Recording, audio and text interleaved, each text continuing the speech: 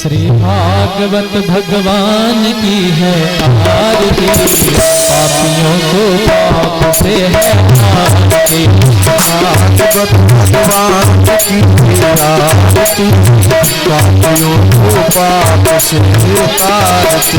भागवत भगवान की है आरती, पाप से तारती। भागवत भगवान की है आरती, पापियों को पाप से तारती।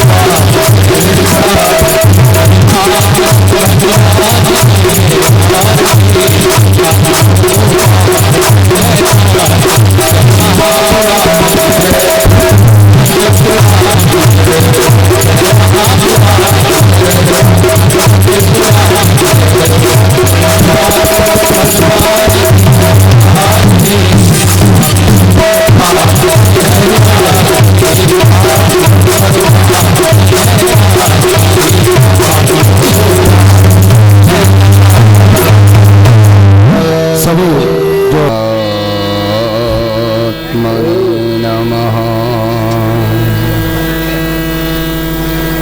ओम श्री सच्चिदानंदाय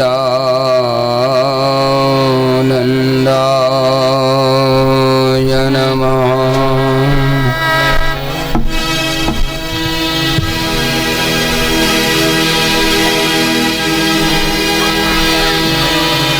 यो लीला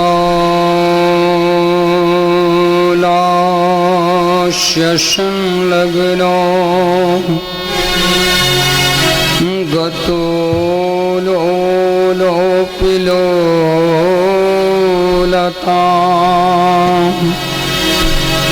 तं लीला वपुषं बालं वन्दे लीलार्थसिद्धये।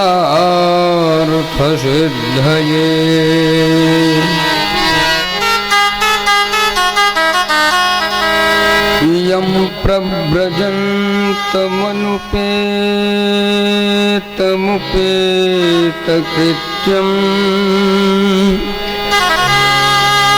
द्वैपायनो विरहका करया जुहावा। पुत्रेति तन्मयतया तरवोभिनेन्दुः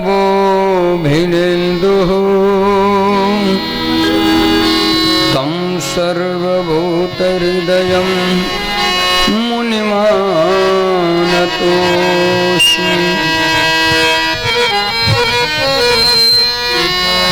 अतुलितबलधामं स्वर्णशैलाभदेहं दनुजवनुकृशानं ज्ञानिनामाग्रगण्यम् सकलगुणनिधानं वानराणामधीशम्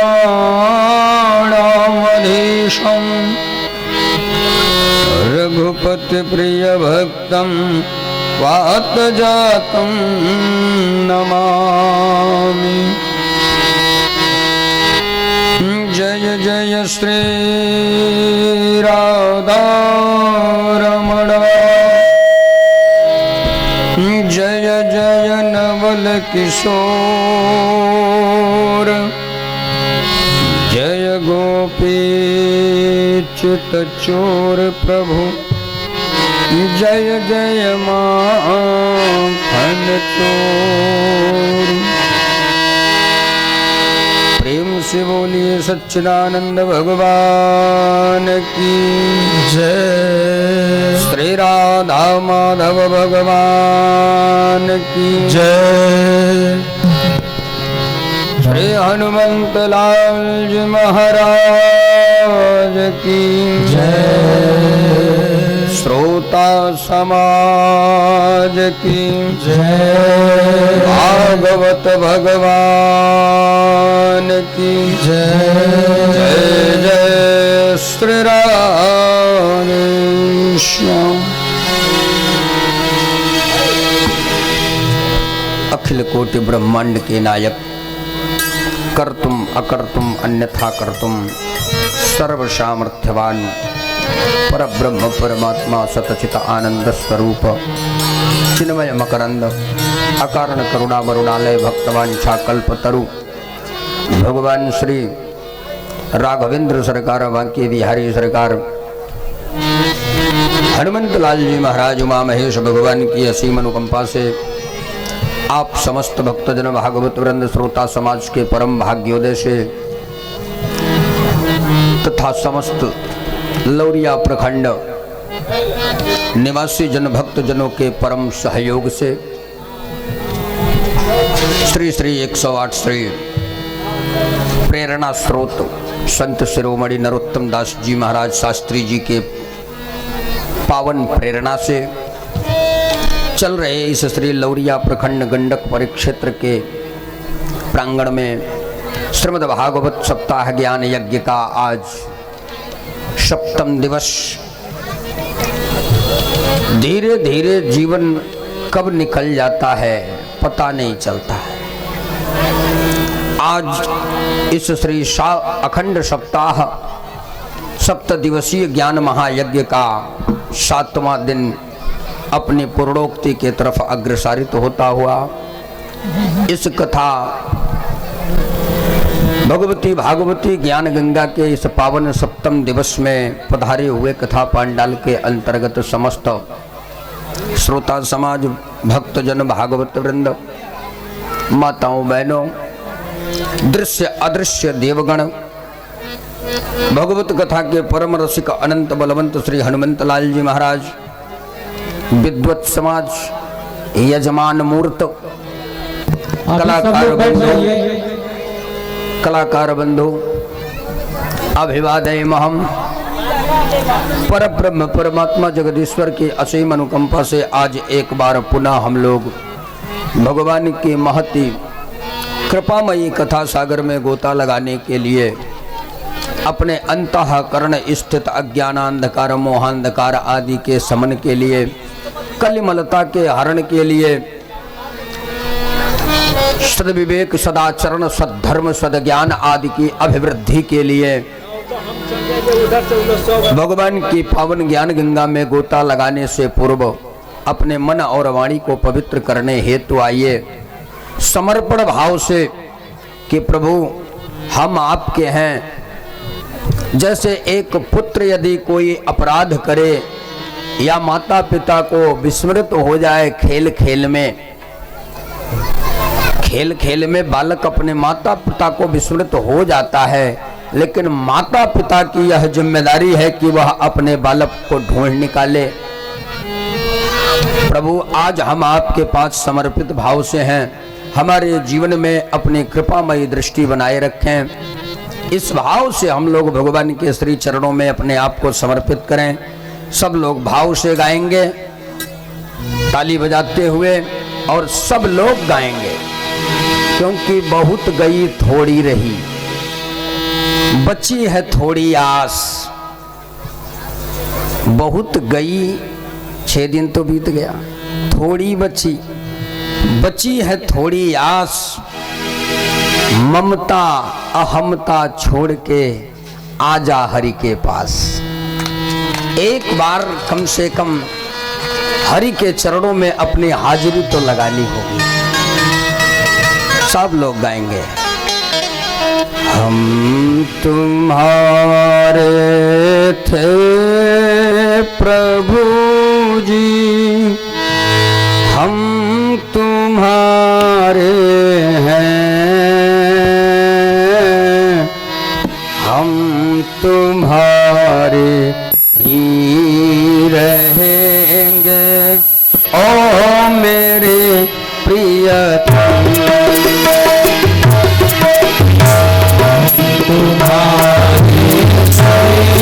प्रभु जी हम तुम्हारे हैं, हम तुम्हारे रहेंगे ओ मेरे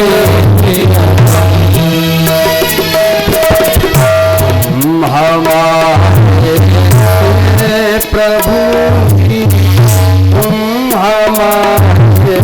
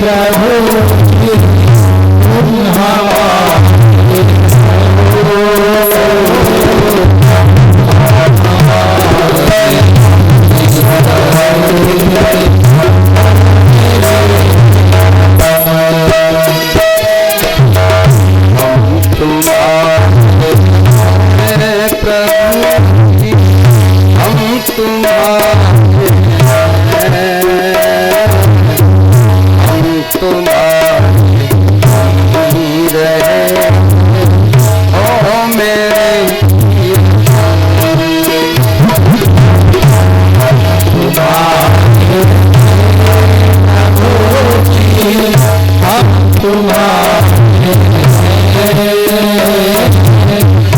हम तुम्हारे रहे।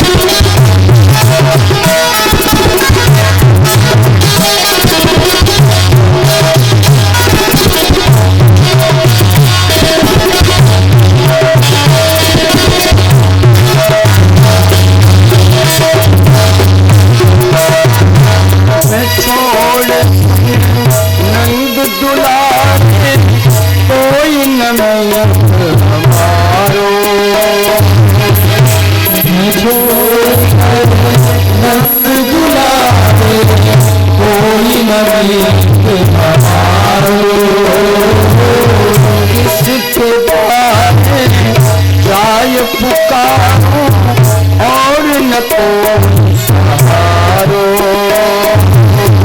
किसके द्वारे जाय पुकारो और न कोई सहारो।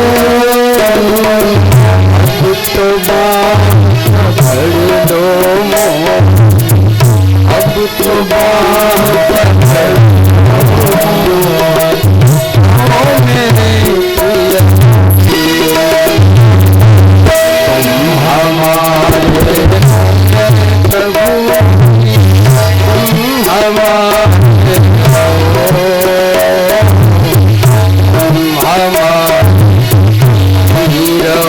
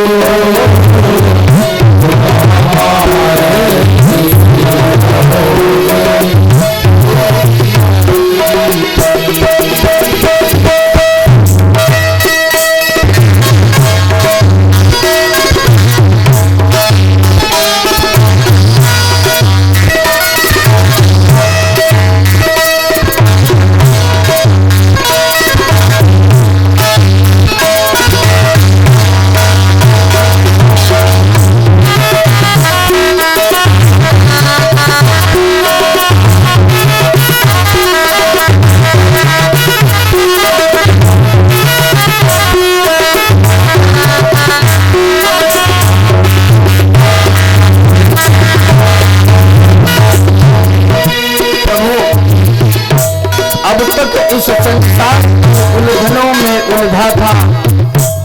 मैं समझता था कि जीवन में सुलझा था, पर आज जब इस संसार ने जोर घटने पर ठुकरा दिया तो प्रभु आज पता चला कि जिसे सुलझा समझा उसमें ही मैं नादानी में उलझा था।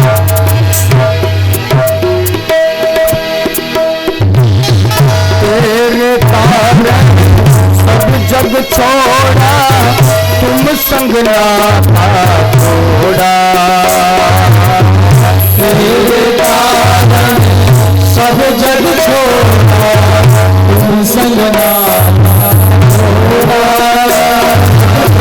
अब आ गया हूँ तो विनती यही है, एक बार केवल कह दो कि हाँ मैं तेरा हूँ। तेरे कारण सब जग छोड़ा, तुम संग ना था छोड़ा। तेरे कारण सब जग छोड़ा, तुम संग ना छोड़ा। एक बार बस ये कह दो तू मेरा है तेरा। एक बार बस ये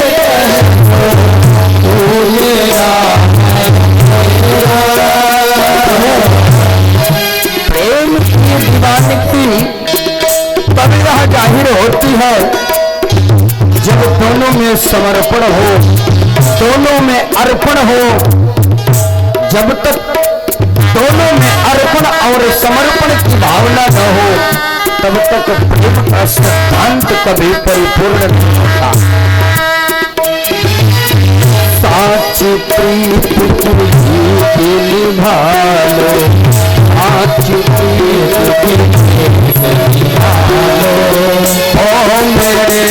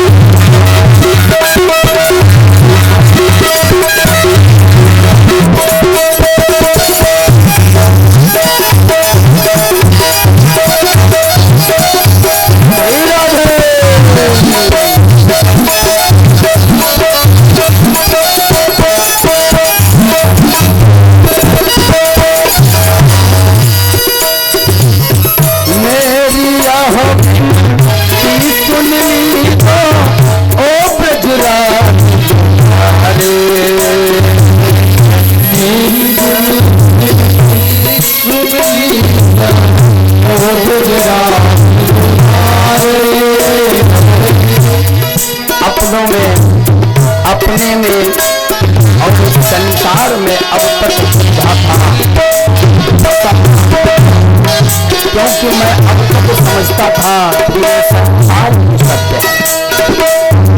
लेकिन अभी संसार की आस टूट गई प्रभु। अब आखिरी आस यदि कोई बची है तो वो आपके शरण है।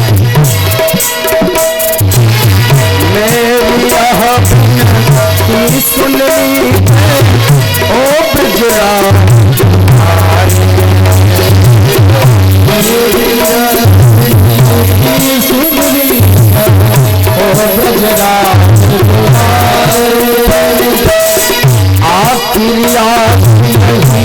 जीवन पूर्ण करना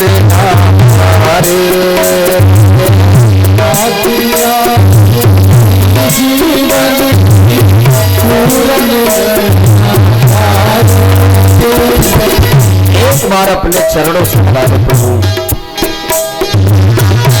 एक बार हृदय से लगा लो, एक बार हृदय से लगा लो। ओ मेरे हमारे प्रभु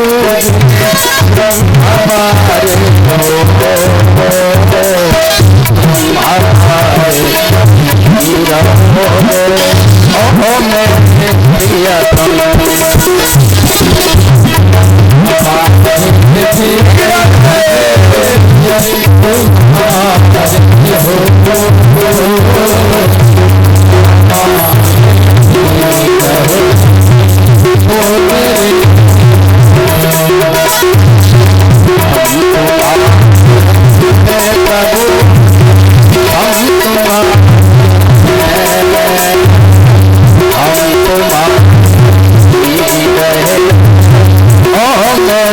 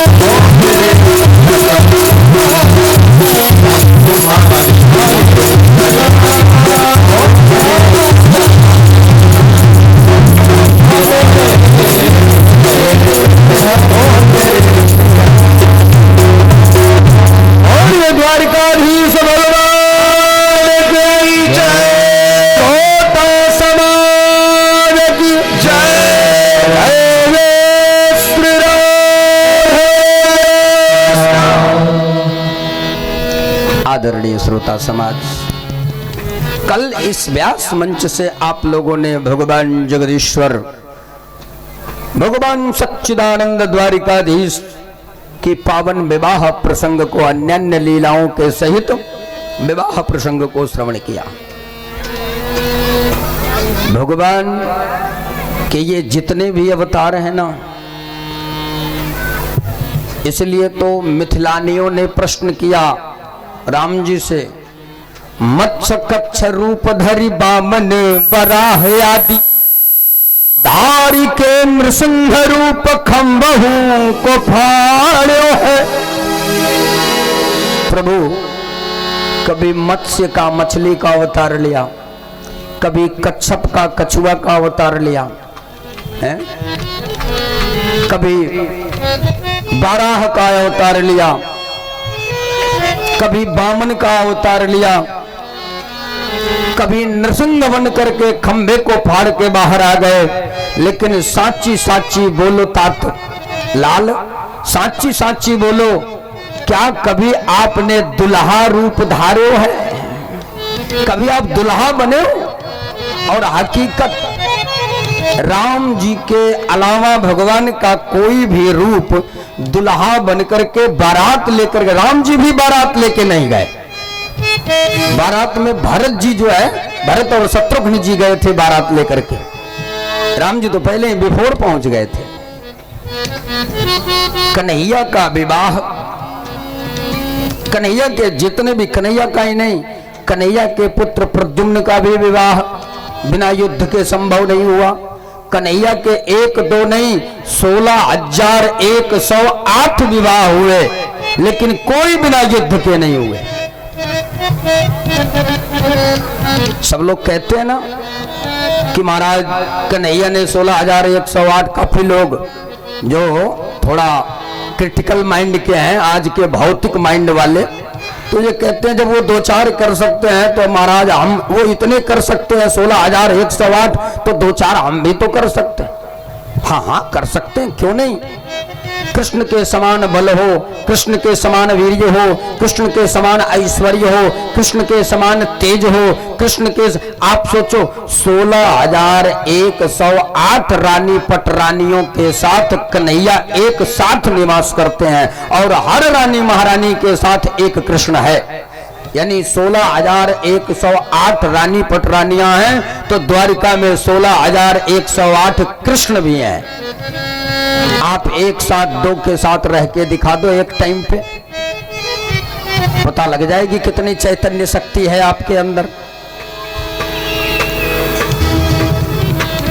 कन्हैया ने कभी बैलों को नाथ करके विवाह किया, कभी श्यामंतक मणि को प्राप्त करने के उद्देश्य से जाम्बवती से, जाम्बवान से, उस रीछ राज से युद्ध करके, और जब उनको मूर्छित किया तो प्रसन्न होकर के उन्होंने अपनी पुत्री जाम्बवती का विवाह कर दिया। मणि ला करके सत्राजीत को वापस किए तो सत्राजीत लज्जित होकर के अपनी पुत्री सत्यभामा का विवाह कर दिया। कभी मित्र और बिंद और अरविंद इन दोनों भाइयों को पराजित किया तो मित्रविंदा से विवाह कर लिया। कभी 7 बैलों को नाथ करके कन्हैया ने विवाह किया, कभी इस हस्तिनापुर के पावन परिक्षेत्र में अर्जुन के साथ भ्रमण करते हुए कालिंदी से विवाह किया, जिनका एक यमुना नाम भी है। कालिंदी से विवाह किया। कभी भौमासुर का वध करके 16,108 राजकुमारियों को अंगीकृत करके उनसे विवाह करके, और इस प्रकार से कन्हैया ने 16,108 विवाह किया। क्या यह निश्चित है? कन्हैया ने 16,108 स्त्रियों से विवाह किया। हम थोड़ा सा आध्यात्मिक दृष्टि आपको देते हैं। ये 8 कौन है? जो 16,108 हैं, ये 8 कौन है? 16,000 कौन है और 1 कौन है? 100 कौन है? हकीकत अगर देखा जाए आध्यात्मिक दृष्टि से तो कन्हैया ने सिवाय राधिका रानी सरकार के और किसी स्त्री से विवाह किया ही नहीं। केवल विवाह हुआ है अगर कन्हैया का तो भगवती राधिका रानी सरकार से। कैसे? आइए थोड़ा सा प्रकाश डालते हैं। कन्हैया ये जो 8 पटरानियों से, जिसमें रुक्मिणी, सत्यभामा, लक्ष्मणा, कालिंदी आदि, ये जो है ना 8 पटरानियां, मित्रवृंदा आदि, ये 8 पटरानियां कौन है? भूमिरा पूर्णलोवायो खम ब्रह्मा बुद्धिर्वच अहंकार मनस्त्वष्ट विल्लः प्रकृतिराष्टधा। ये जो भूमि, अनल, वायु, आकाश, मन, अहंकार आदि, ये जो 8 प्रकृति है ना, ये 8 प्रकृतियों ने कन्हैया से निवेदन किया कि जगदीश आप अवतार लिए, आप आए, आपने सृष्टि रची, बहुत दिन हो गए, आपने हमारी सृष्टि रच करके अपने से पृथक किया। हम आपके स्थूल जगत में होते हुए भी आपके सूक्ष्म जगत में समाहित नहीं हो पाए। आपका दर्शन, स्पर्श, आपका आलिंगन नहीं हो पाया। प्रभु कृपा करें। भगवान ने कहा घबराओ नहीं, मैं पूर्ण काम अवतार लेकर के आ रहा हूँ, सब लोग अवतरित हो जाओ और सब मूर्तमान होकर के आओ, मैं तुम्हें आनंदित करूंगा और अपनाऊंगा। तो ये 8 प्रकृतियां ही 8 पटरानी बनकर के भगवान को प्राप्त हुई। ये 16,000 जो है ना, ये 16,000 वेद की कितनी ऋचाएं होती हैं? 1 लाख। 1 लाख ऋचाओं में 80,000 ऋचाएं जो है, मंत्र जो हैं, वो केवल कर्मकांड के हैं। 16,000 उपासना कांड की ऋचाएं हैं। और जिस ज्ञान पर सब अभिमान करते हैं, कहते हैं कि महाराज मैं बहुत बड़ा ज्ञानी हूं, तो ये सिर्फ 4,000 है। सबसे बड़ा इसीलिए कहा गया इस संसार में कर्म प्रधान विश्व करि राखा, जो जस करई सो तस फल चाखा। कर्म प्रधान है, इसीलिए वेद ने भी 80,000 ऋचाओं में केवल कर्म को संपादित किया है, ज्ञान को नहीं। ज्ञान को सिर्फ 4,000 ऋचाओं में संपादित किया है। तो ये जो 16,000 उपासना कांड की ऋचाएं हैं ना, ये 16,000 उपासना कांड की ऋचाएं और जो 100 उपनिषद है, कति उपनिषदानी, कितने उपनिषद हैं? 100 100 से भी ज्यादा उपनिषद है। 100 उपनिषदों को प्रधान माना गया है। तो उपासना और उपनिषद का तात्पर्य क्या होता है? उप का मतलब समीप, और निषद का मतलब क्या होता है? निषण्णम। नि शब्द से निषण्णम, निश्चित मेव। और क्षण शब्द का अर्थ यहां पर आएगा असन, निवास, अर्थात जो परमात्मा के समीप में हमें निवसित करा दे, हमारा वहां ठिकाना बना दे, हमारा वहां जगह बना दे, हमें मोक्ष मार्ग दिला दे, वही उपासना और उपनिषद है। उपह समीपे निषण्णम असनम प्रददाति इति सह उपनिषदः। तो इन उपासना कांड की 16,000 ऋचाओं ने निवेदन किया, 100 उपनिषदों ने निवेदन किया कि प्रभु एक बार कृपा कर देते। बहुत भक्तों को हम लोगों ने आपके चरणों में स्थापित किया, एक बार हमें भी अपने चरणों में लगा लेते। भगवान ने कहा तथास्तु। वही 16,000 उपासना कांड की ऋचाएं मूर्तमान होकर के आई और 100 उपनिषद मूर्तमान होकर के आई और उनको भगवान ने अंगीकृत किया। क्योंकि वेद वाणी को, वेद ज्ञान को, वेद को धारण करने वाला अगर कोई है, वेदार्थ को धारण करने वाला यदि कोई परम पुरुष है तो वह केवल परमात्मा है। इसलिए कन्हैया ने किसी और से विवाह नहीं किया, अपितु हमारे धर्म शास्त्रों को, हमारे सनातन तथ्यों को उन्होंने अंगीकृत करके और धर्म की स्थापना की। क्यों कन्हैया ने स्वीकार किया? बहुत बड़ी मार्मिक बात है। क्या जरूरत थी कन्हैया को इन 16,108 को अंगीकृत करने की, इनको लेने की? ये वेदों में पड़ी थी। क्यों लिया?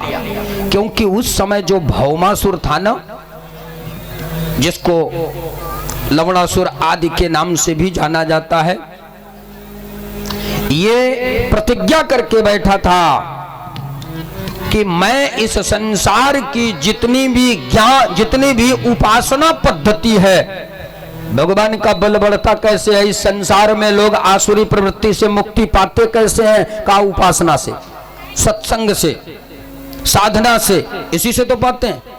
अगर ये सत्संग, साधना, यम नियम संयम तप दान व्रत आदि करना बंद कर दें तो सब आसुरी प्रवृत्ति के हो जाएंगे, कोई सात्विक प्रवृत्ति का रह ही नहीं जाएगा। जिसके जो जीवन में दान करना भूल जाता है, समझ लो उसकी प्रवृत्ति आसुरी होने लगती है, उसके परिवार में भी आसुरी प्रवृत्ति, कलह आदि परिपूर्ण रूप से समाहित होने लगते हैं। भगवान अब इधर मन में विचार किया भौमासुर ने कि यदि इसको उठा करके मैं सब उपासना को यदि अपने अधीनस्थ कर लूं तो अधीनस्थ करने के बाद संसार में उपासना, उपनिषद आदि साधना विधि बचेगी नहीं, और जब बचेगी नहीं तो लोग उपासना करेंगे नहीं, जब उपासना करेंगे नहीं तो सब आसुरी प्रवृत्ति के हो जाएंगे और तब हम असुरों का साम्राज्य हो जाएगा। इसीलिए जहां जहां ज्ञान की एक एक भी विधियां बची हुई थी, जहां जहां उपासना की एक एक पद्धतियां भी बची हुई थी, उन पद्धतियों को अलग अलग जगह से उठा करके अपने यहां बंदी बना लेता था कि कोई दूसरा न पा सके। अगर भागवत जी की पुस्तक, एक उदाहरण के लिए, हमारे वामपंथी विचारधाराओं वालों ने क्या किया? नालंदा विश्वविद्यालय जला दिया, जितनी धर्म ग्रंथ की किताबें थी सब जला दिया। अब जो फिर आई कहां से? मुसलमानों ने यही तो किया पहले, जितने भी आक्रांत थे इन्होंने यही तो किया, धर्म ग्रंथों को जला देना, प्रताड़ित करना, नाना प्रकार से दुख देना, यही तो सारा कार्य करते थे। तो अब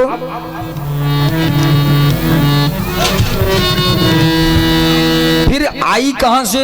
का जो श्रुति परंपरा थी, जो पहले वेद क्या था? श्रुति परंपरा में, तो जो श्रुति परंपरा थी, गुरुजी ने सुनाया था, शिष्य ने याद कर लिया था, जिसके पास जो ज्ञान था वो धीरे धीरे धीरे धीरे करके फिर उसको एकत्रित करके उसको लिपिबद्ध किया गया, आगे बढ़ाया गया। उसमें भी कुछ त्रुटियां रह गईं, कुछ उसमें अगर व्यवस्था नहीं बन पाई, सारे याद नहीं थे। जैसे अब हम भागवत जी की कथा कर रहे हैं, लेकिन क्या भागवत जी के 18,000 श्लोक पूरे हमें थोड़ी नहीं याद है? कुछ न कुछ तो विस्मृत है, कुछ न कुछ तो ऐसे श्लोक हैं जो नहीं याद है। तो ऐसी अर्थात ग्रंथ की आवश्यकता पड़ती है। तो अब ऐसी अवस्था में क्या किया? वामपंथियों ने उसमें कुछ अपने ट्रिक्स जोड़ जोड़ करके यथावत, अब भागवत जी को यदि, भागवत जी के श्लोक कितने हैं भागवत महापुराण के अंतर्गत? 18,000। लेकिन जब छंदबद्ध तरीके से आप भागवत जी को जब कैलकुलेट करते हैं तो 1.5 श्लोक कम पड़ जाता है। भागवत जी में 1.5 श्लोक कम पड़ जाता है। विस्मृत जब लिपिबद्ध हुआ उस समय दिमाग से निकल गया, या जो भी है उसको हम नहीं पा सके श्रुति परंपरा के माध्यम से। इधर इस प्रकार से हमारा जो है ज्ञान विकृत होने लगा, कम होने लगा, और धीरे धीरे धीरे हम अपने महाविज्ञान से आज संकुचित ज्ञान के तरफ बढ़ रहे हैं। तो भगवान ने भौमासुर का वध करके और इन उपासना की ऋचाओं को, सिद्धांतों को, इन उपनिषदों को धारण किया। बोलिए बाकी बिहारी सरकार की जय। इधर कन्हैया अपनी गृहस्थी बहुत आनंद से चलाते हैं। यहाँ तक की परीक्षा लेने के लिए नारद जी भी आए, और नारद जी ने भी देखा तो भगवान कृष्ण हर रानी महारानी के साथ उपस्थित थे। संयोग बस एक दिन की बात है, कन्हैया अपनी इस द्वारिका से ही समस्त लीलाओं को संपादित करते हैं। महाभारत जैसा विशाल युद्ध कराया और सारे भूभार का हरण कर दिया। एक दिन की बात है, आज के गुर्जर प्रदेश के अंतर्गत, गुजरात प्रदेश के अंतर्गत पोरबंदर के समीप भौगोलिक स्थिति के अनुसार जो ब्राह्मण देवता सुदामा नाम के जो ब्राह्मण बाल सखा सांदीपनी जी के गुरुकुल में कन्हैया को मिले थे, परस्पर दोनों की ऐसी प्रीति कि जब गुरुजी सांदीपनी जी इनसे कहते थे कि बेटा क्या याद किया, मैंने तुझे कल पढ़ाया था, आज सुनाओ। तो सुदामा जी से पूछा। सुदामा जी ने कहा, गुरुदेव मोए तो बस एक ही चीज याद है। कहा क्या? कहा कृष्ण कृष्ण कृष्ण, कृष्ण के सिवा और कुछ जानू ना। दो लोगों ने ये बात कही है। रामावतार में लक्ष्मण जी ने बात कही है, और कृष्णावतार में सुदामा जी ने ये बात कही है। वनवास के समय जब लक्ष्मण जी से कहा राम जी ने कि सुनो, माता पिता गुरुदेव की सेवा करना, अयोध्या में रहो, तो लक्ष्मण जी ने हाथ जोड़ा और कहा प्रभु क्षमा करना, माता पिता गुरु जान न काहू, मैं किसी माता पिता गुरुदेव को नहीं जानता। कहा क्यों? कहा प्रभु यदि मैं जानता हूं तो वो सिर्फ केवल और केवल आप हो, आपके सिवा और मैं किसी को नहीं जानता। आप अंतर्यामी हो, यदि मैं झूठ बोल रहा हूं तो आप मेरे अंदर जान सकते हो, मेरे अंतर मन में जान सकते हो कि मैं किसी और को नहीं जानता। इस संसार से मुझे क्या लेना देना। वाल्मीकि जी ने भी बहुत सुंदर कहा, सुतीक्ष्ण जी ने भी यही प्रतिज्ञा किया कि प्रभु वरदान देना चाहते हो तो केवल एक वरदान दो, यह अभिमान जाई जन भोरे, मैं सेवक रघुपति पति मोरे। केवल ये एक अभिमान मन में हो जाए। लोग कहते हैं ना, शास्त्र भी कहते हैं कि अभिमान नाश कर देता है। कहते हैं ना, अभिमान किस चीज का है ये ध्यान दीजिए। अगर जन का अभिमान है, तन का अभिमान है, धन का अभिमान है, रूप का अभिमान है, तो वो नाश करने वाला है। रूप यौवन संपन्न, रूप यौवन संपन्नता और बल, ये चार का अभिमान अगर हो जाए तो एक ही सर्वनाश करने में सामर्थ्यवान है। अरे मनुष्यों जरा सोचो, तुम्हारे पास तो चारों है, रूप भी है, जवानी भी है, धन वैभव की संपन्नता भी है, और बल का अभिमान भी है। जिसके पास ये चारों हैं उसका क्या दशा होगा, वो कैसे उभरेगा, वो कैसे बचेगा, उसको विचार करने के लिए किसी न किसी योग्य मार्गदर्शक गुरु आदि का शरण ग्रहण करना ही पड़ेगा। आज सुदामा जी महाराज अपने इस गुजरात प्रदेश के अंतर्गत सुदामा नगरी के इस पावन क्षेत्र में नित्य अपनी पत्नी सुशीला को कथा सुनाते हैं। मेरा लाला, मेरा कन्हैया, मेरा गोपाल बड़ा ही सरल है, द्वारिकाधीश हो गया है।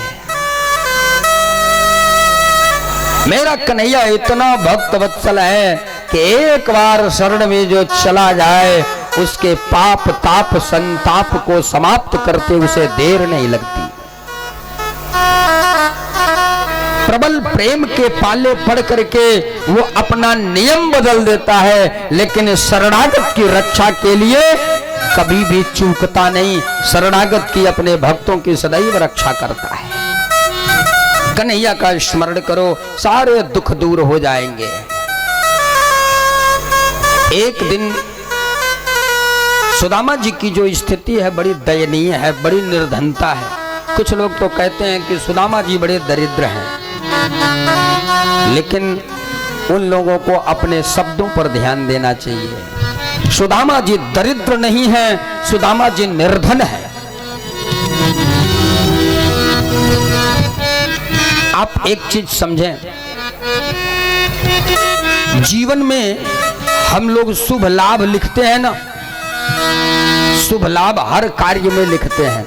कुछ लोग लाभ शुभ लिखते हैं, जो लाभ प्रदान वाले हैं वो लिखते हैं लाभ शुभ ना। जीवन में हर लाभ शुभ हो ये पॉसिबल नहीं। कि पॉसिबल है? हर लाभ शुभ हो सकता है क्या? लेकिन ये गारंटी है कि हर शुभ लाभ जरूर होगा, हर शुभ लाभ जरूर होगा। यदि जीवन में शुभ है तो लाभ निश्चय होना ही होना है, चाहे बहिरंग हो या अंतरंग हो, चाहे भौतिक हो या आध्यात्मिक हो, लेकिन लाभ होना ही होना है।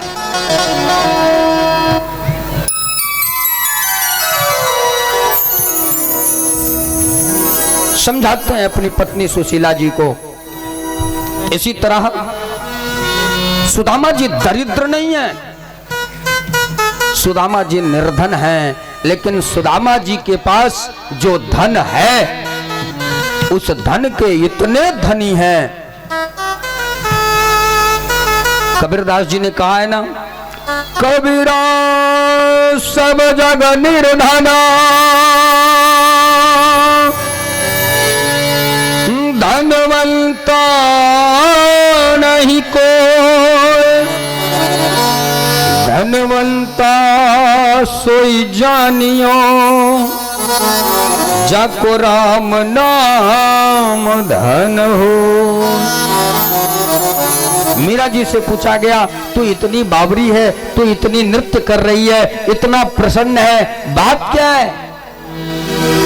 आज इतनी प्रसन्नता कैसे हो गई? क्या कोई खजाना मिल गया? कहा बहुत बड़ा खजाना मिल गया। कहा कौन सा? तो मीरा जी ने बड़े शब्दों में, स्पष्ट शब्दों में कहा, पायो जी मैंने नाम रतन धन,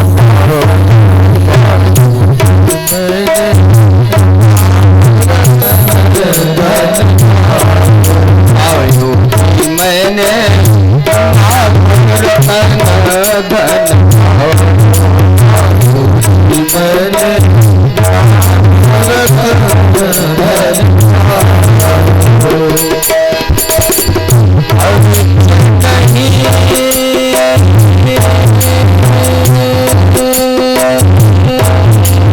कोई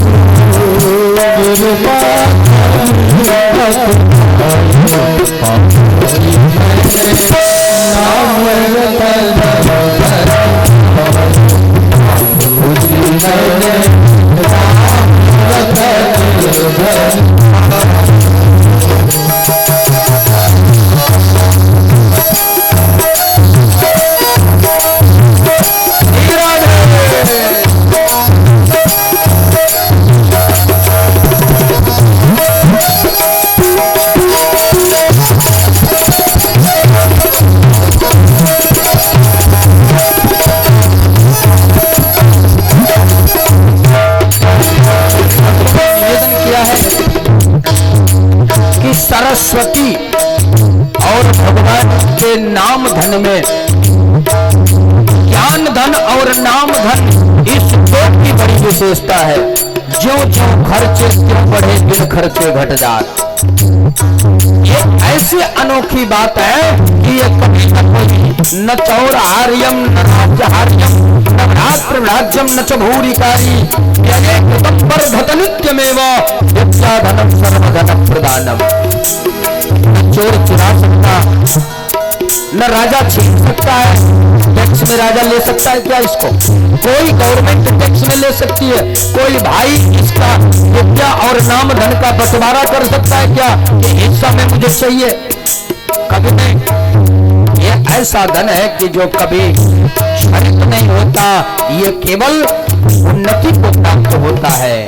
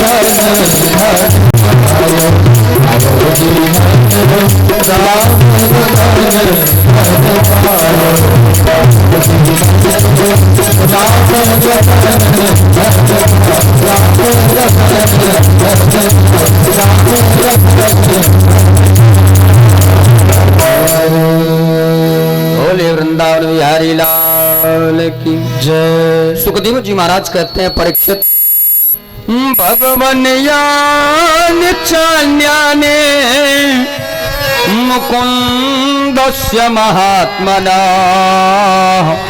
वीर्याण्यनंत वीर्यस्य श्रोतुमिच्छामहे प्रभो। जैसे ही आज इस प्रश्न को सुखदेव जी से प्रश्न किया परीक्षित जी महाराज ने, सूत जी महाराज कह रहे हैं कि आज विष्णुरात ने अर्थात परीक्षित जी ने जब ब्रह्मरात से अर्थात सुखदेव जी से, परीक्षित जी का नाम क्या है जानते हैं आप लोग? परीक्षित जी का ओरिजिनल नाम क्या है? परीक्षित नाम तो सबने सुना है। परीक्षित जी का वास्तविक नाम विष्णुरात है। विष्णुर आरातयः इति सह विष्णुरातयः। और अर्थात भगवान विष्णु अर्थात भगवान कृष्ण के जो उपासक हो, भगवान कृष्ण की शरण गति को प्राप्त करने वाले हो, वह विष्णुरात है। और सुखदेव जी का ये परीक्षित क्या है? परीक्षित एक उपाधि है, उपनाम है। जैसे गांव में किसी का नाम ओम प्रकाश होता है और गांव में छोटू छोटू कहने लगते हैं, कहते हैं ना, तो छोटू उनका नाम नहीं होता। उसी प्रकार से परीक्षित जी का नाम विष्णुरात है और सुखदेव जी का नाम क्या है? ब्रह्मरात। बोलिए भक्तवत्सल भगवान की जय। सूत जी महाराज कहते हैं कि जैसे ही आज विष्णुरात ने भगवान बादरायण का यह प्रश्न किया ब्रह्मरात जी से अर्थात सुखदेव भगवान से, तो आज सुखदेव जी कहते हैं, परीक्षित सावधान, तुम भगवान के ऐश्वर्य के बारे में पूछना चाहते हो ना, तो मैं तुम्हें बताता हूं। कृष्णस्यास्य सखा कश्चित् ब्राह्मणो ब्रह्मवेत्तमः विरक्त इंद्रियार्थेषु प्रशांतात्मा जितेंद्रियः। भगवान कृष्ण के एक सखा थे जिनका नाम सुदामा था। वह ब्राह्मण समस्त ब्राह्मण तत्वों में ब्रह्म ज्ञान आदि में निपुण थे। आप सोचिए क्या वो दरिद्र हो सकते हैं? समस्त ब्रह्म ज्ञान तत्व में वो एकदम सामर्थ्यवान थे। इतना ही नहीं, विरक्तों के शिरोमणि थे और अपने इंद्रियों को अपने वशीभूत रख करके भोजन कई कई महीनों तक नहीं मिलता था, लेकिन फिर भी प्रशांतात्मा जितेंद्रिय एकदम प्रसन्न मुद्रा में, जो मिला तो भी प्रसन्न, नहीं मिला तो भी प्रसन्न, खाया तो भी प्रसन्न, नहीं खाया तो भी प्रसन्न, और सदैव हरिनाम हरिनाम हरिनाम का स्मरण, हा कृष्ण हा कृष्ण हा कृष्ण का स्मरण किया करते थे। क्योंकि वास्तविक रूप से यही होना भी चाहिए। जिसके जीवन में हरिनाम नहीं आया, भक्तों ने तो इतना भी कहा है कि हरिनाम नहीं तो जीना क्या। लेकिन कुछ भक्तों ने यह भी कहा है, बड़ी सुंदर भावना अर्पित की है।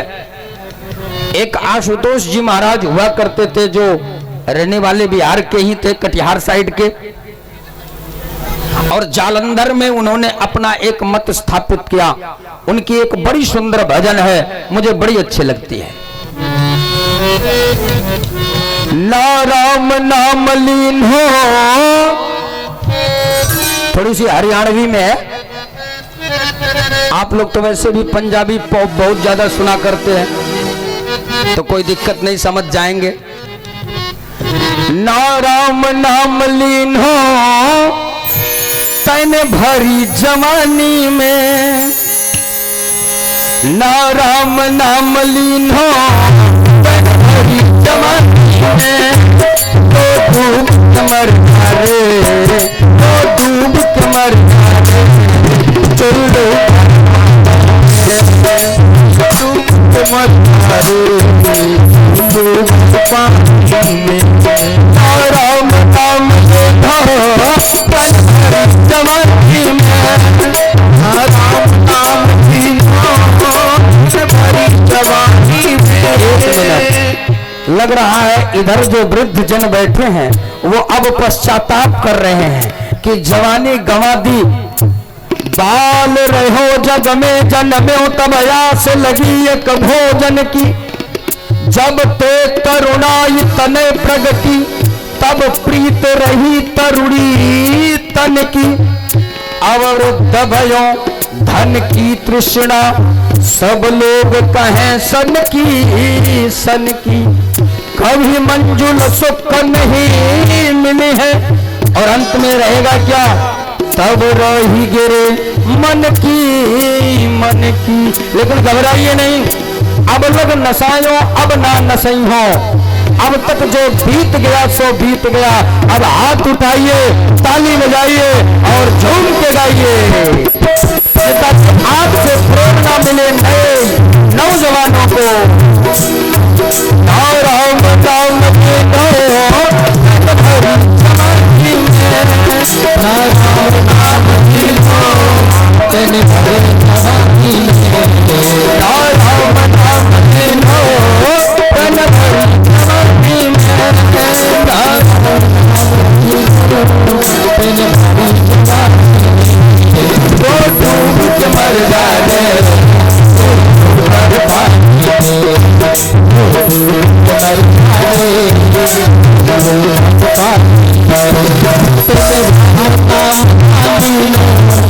हरी सदा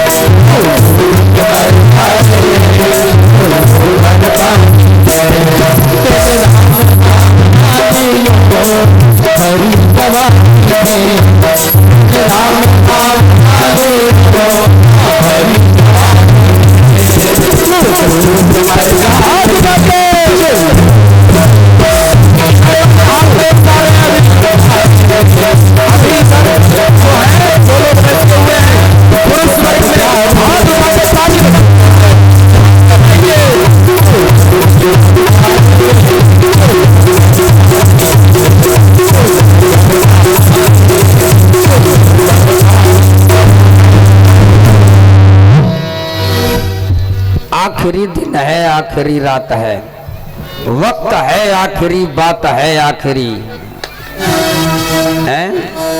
फिर पता नहीं कब मिला जाएगा, कब कथा होगी, कब जीवन में आपके ऐसी बहार आएगी। इसलिए आज के इस समय का जो बहार है, जो आनंद है, उसको भरपूर स्वागत कीजिए, भरपूर आनंद लीजिए।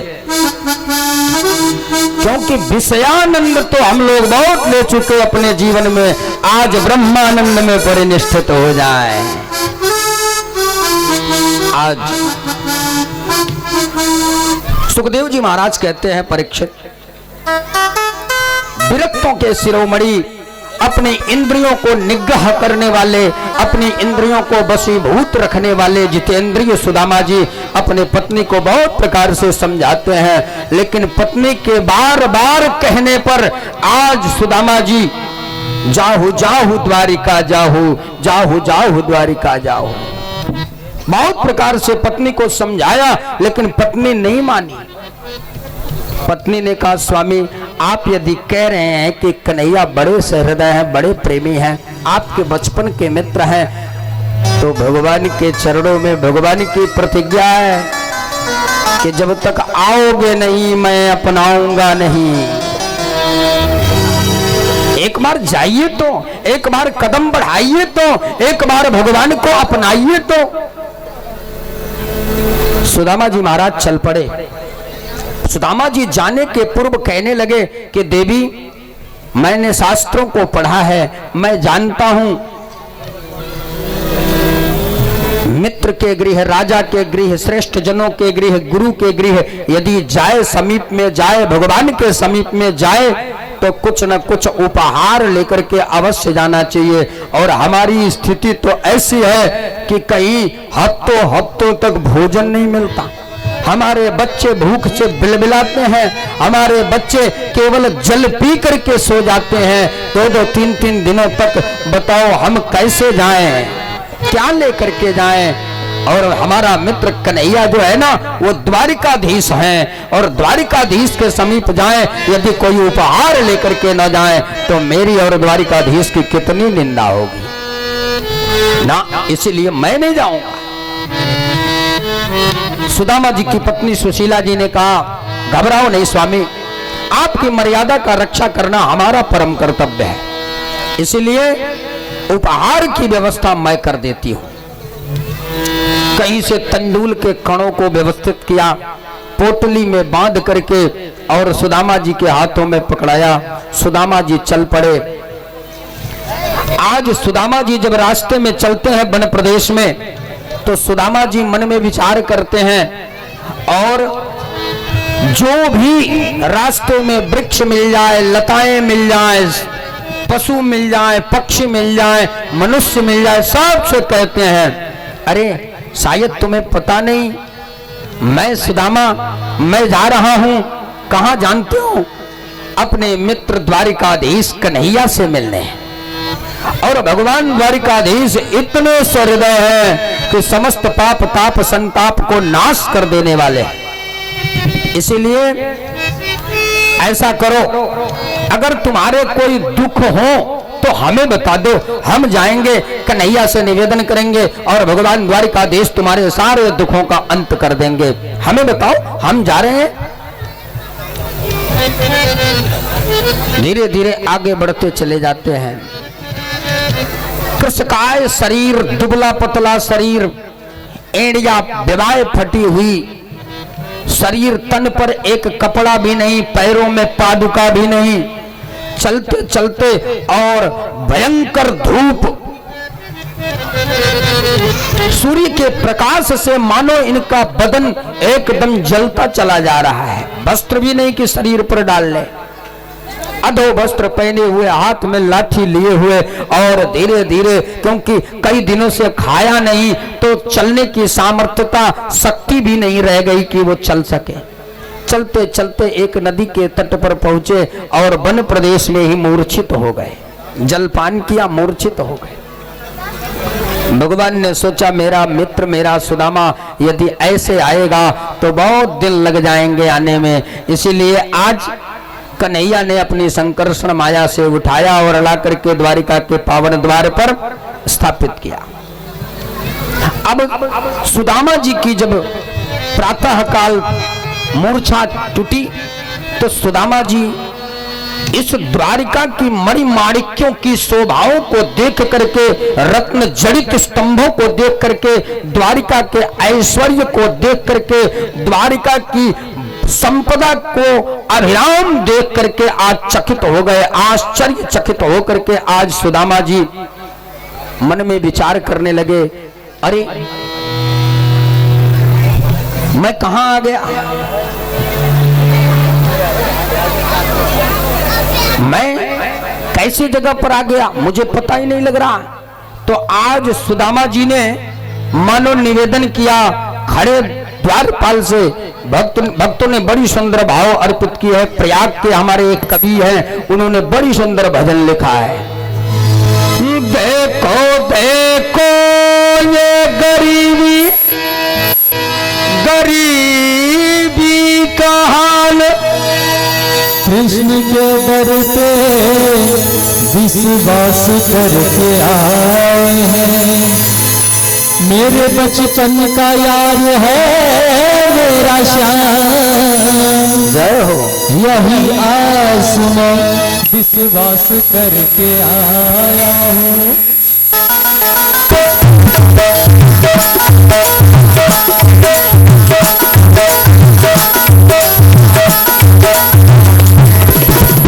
अरे द्वारपालो कन्हैया से कह दो, अरे द्वारपालो कन्हैया से कह दो, इधर पे सुदा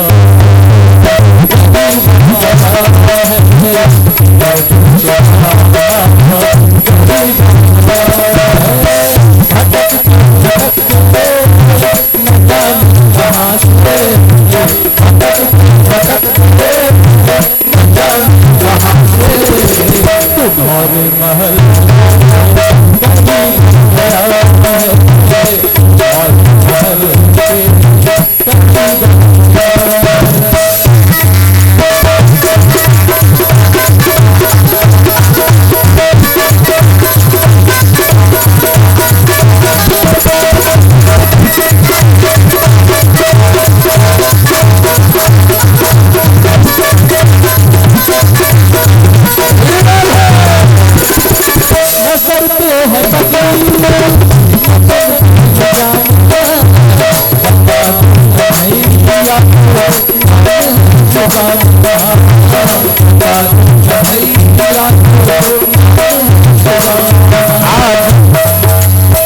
जैसे ही सुदामा जी ने द्वारपाल से प्रश्न किया, द्वारपाल ने कहा प्रभु ये द्वारिका है। अच्छा ये द्वारिका कहाँ का, ये बताओ मेरा कन्हैया कहाँ मिलेगा। द्वारपाल ने कहा प्रभु आप कौन। कहा मैं कन्हैया का बाल सखा हूँ, बचपन का यार है कन्हैया मेरा। द्वारपाल ने कहा प्रभु आज मन में विचार किया, आज तक मैंने ब्रह्मा रुद्र यम सूर्य चंद्रमा आदि बड़े बड़े यमलात्मा विमलात्मा महात्मा देवताओं को आते हुए देखा है। साहब ने हाथ जोड़ करके साष्टांग दंडवत करते हुए द्वारिकाधीश का पता पूछा, द्वारिकाधीश का चरण का स्थान पूछा। आज पहली बार कोई ब्राह्मण देवता ऐसे आए हैं कि जो अधिकार के साथ कह रहे हैं कि कन्हैया मेरा प्यार है।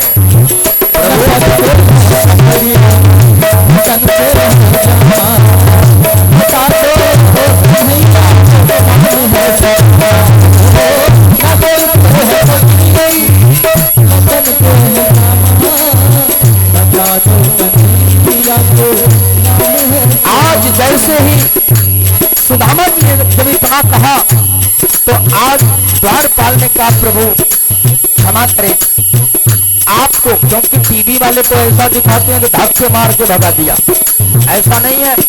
सोचिए भगवान के भक्त को केवल जय और विजय ने सनकादिक ऋषियों को मिलने से मना कर दिया था कि थोड़ी देर बाद मिल लेना, तो उनको राक्षस बनना पड़ा।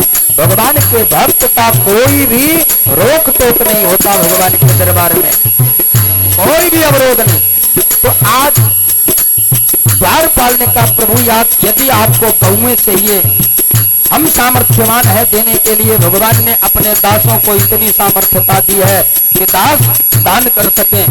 यदि आपको वैभव चाहिए हमसे बोलिए, हम दे सकते हैं। द्वारिका का प्रत्येक नागरिक दे सकता है।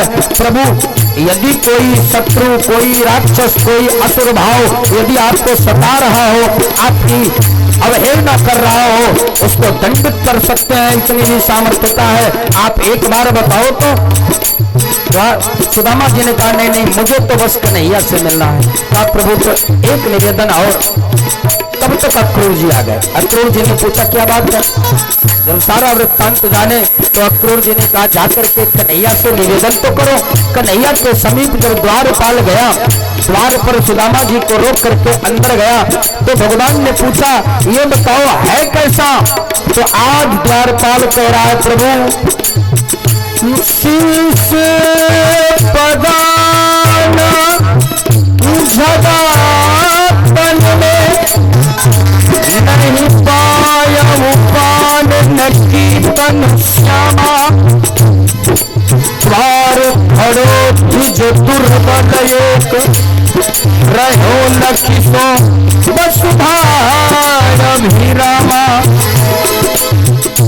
भगवान ने कहा कौन है, कहाँ का है, कुछ तो बताया होगा।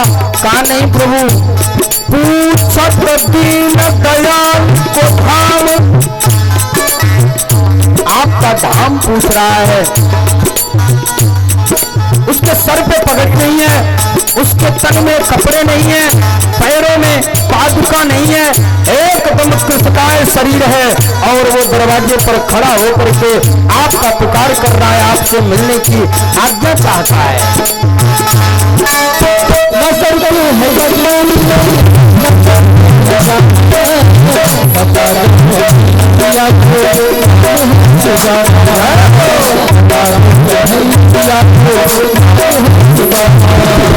तुम एक बार मोहन से जा करके कह दो, तुम एक बार मोहन से जा करके कह दो तुमने सखा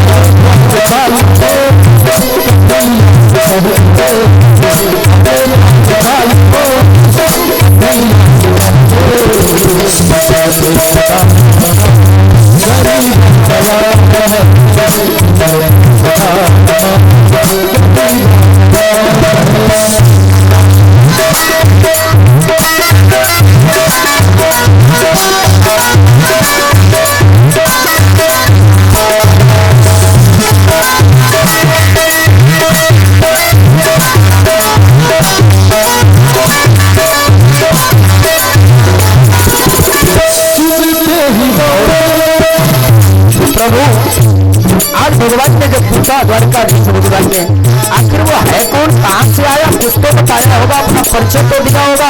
कहाँ प्रभु उठाया, आतिथ्य सत्कार किया।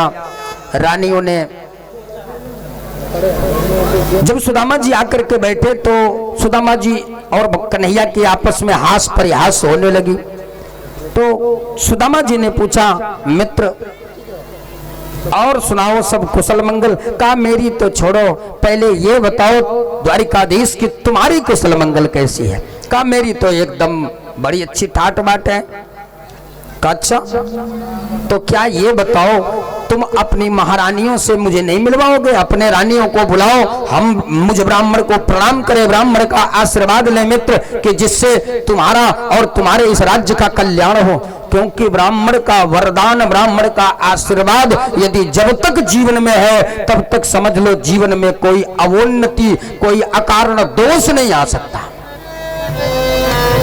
भगवान राम ने भी यह निवेदन किया है, भगवान श्री राम ने भी यह कहा है तप बल विप्र सदा बरियारा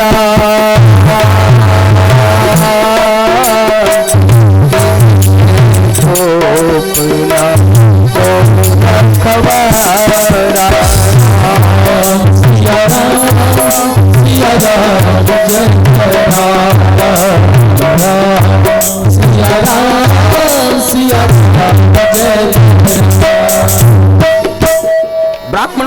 आशीर्वाद जीवन में बड़ा कल्याणकारी होता है। ये चलते फिरते इस धरातल के भूसुर हैं, देवता हैं।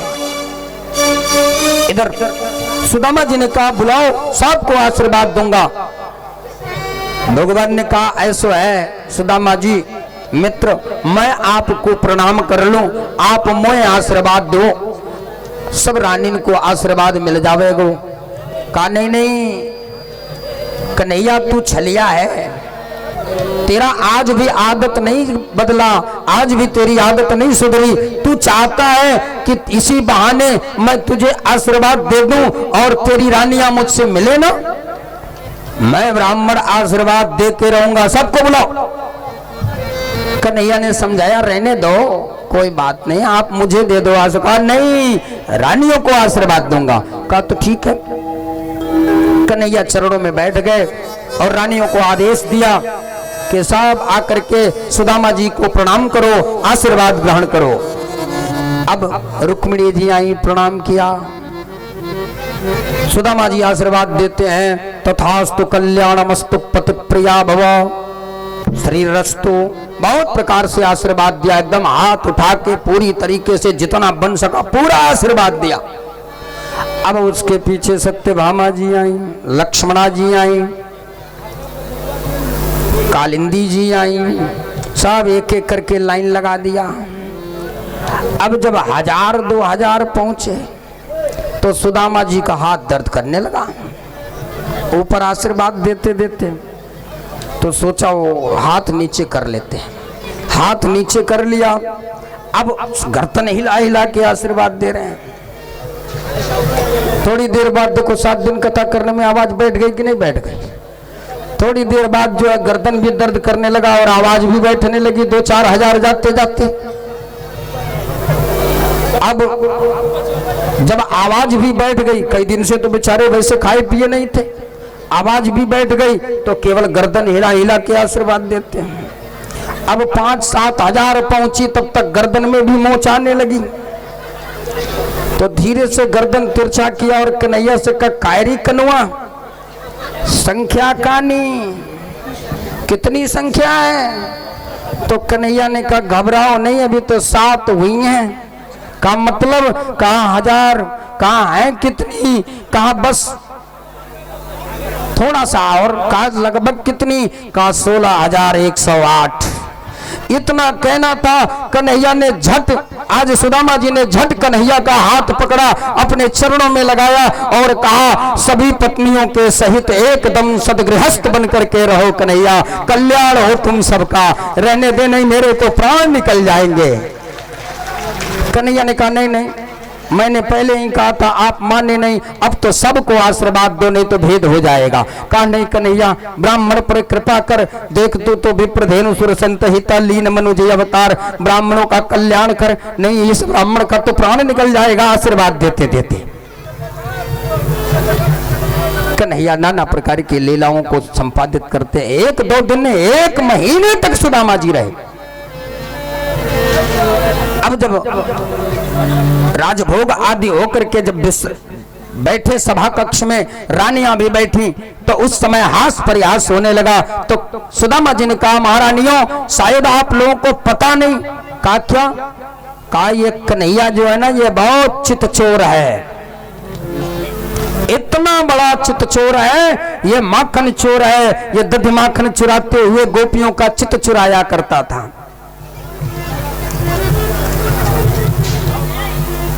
क्षीर चोर, नीर चोर, नैन नैन नीर चोर। ये कौन कौन सा चोर है ध्यान से सुनो। क्षीर चोर, क्षीर चोर, नैन नैन नीर चोर, चोर बर जोर बर गात हूँ बिकात हो, दम्भिनिक दाप चोर, पाप यो त्रिताप चोर, चोर सिर मोर बड़ गात ही सुजात हो। ये कोई छोटा मोटा चोर नहीं है, अनेक जन्मार्जित पाप चौरम चौराग्रगण्यम पुरुषम नमामि। ये अनेक जन्म जन्मांतर का पाप भी चुरा लेने वाला है, सारे चोरों में एकदम सिरमौर है। तो गोपियां हंस दी, महारानियां हंस दी। तो कन्हैया ने कहा हाँ हाँ देवियों, शायद आपको पता नहीं मैं बहुत बड़ा चोर हूं, लेकिन आज तक मैंने कभी भूल के भी चना नहीं चुराई। आज तक भूल के भी कभी मैंने चना नहीं चुराई। क्योंकि एक बड़ी सुंदर कथा आती है ना कि गुरु माता ने विद्यालय के समय में जब कन्हैया और सुदामा जी अपना पाठ नहीं सुना पाए, गुरुजी ने पूछा क्या याद किया, तो कन्हैया ने कहा सुदामा सुदामा, इसके सिवा कुछ याद नहीं। और सुदामा जी से पूछा तो उन्होंने कहा कन्हैया कन्हैया, इसके सिवा कुछ याद नहीं। तो कहा पनिशमेंट मिलेगी, कहा प्रभु वो स्वीकार्य है, लेकिन मित्र धर्म में भेद नहीं हो सकता, क्योंकि भगवान की प्रतिज्ञा है ये यथा माम प्रपद्यन्ते तांस तथैव भजाम्यहम्, जो मुझे जिस प्रकार से भजता है मैं उसी प्रकार से उसे भजता हूं। सुदामा मुझे भज रहा है तो मैं सुदामा को भजूंगा। तो दोनों वन में पनिशमेंट क्या मिली, लकड़ी काटने की। गए वहां रास्ते में, वहां पर पाने के लिए माता ने चना दे दिया, चने को लेकर के गए। अब वहां पर सुदाम बारिश होने लगी तो वृक्षों पर चढ़ करके रात काटी, और उसी मध्य में भूख लगने पर सुदामा जी सारी चना अकेले ही खा गए। कन्हैया ने पूछा मित्र दांत कटकटा रहे हैं तुम्हारे, कहा हाँ हाँ मित्र दांत कटकटा रहे हैं, लेकिन कन्हैया क्या बताऊं, ये बारिश जो हो रही है ना, ठंड के कारण ठिठुरन के कारण दांत कटकटा रहे हैं। कहा चना तो सुरक्षित है, हाँ हाँ एकदम सुरक्षित है, घबराओ नहीं। और जब उतरे तो चना गायब थी। क्या हुआ, कहा गिर गई कहीं, खत्म हो गई, खा गया। भय लग रही थी ना, तो भय को मिटाने के लिए एक एक चना डाला मुंह में, लेकिन मुझे क्या पता था कि वो खत्म ही हो जाएगा।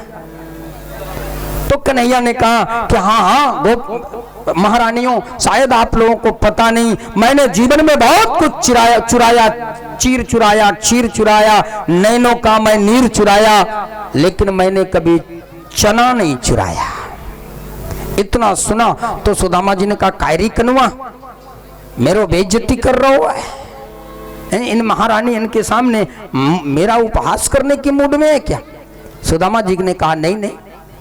कन्हैया ने कहा नहीं नहीं मित्र, मैं भला तुम्हारा क्यों उपहास करूंगा, अरे तुम तो मेरे मित्र हो।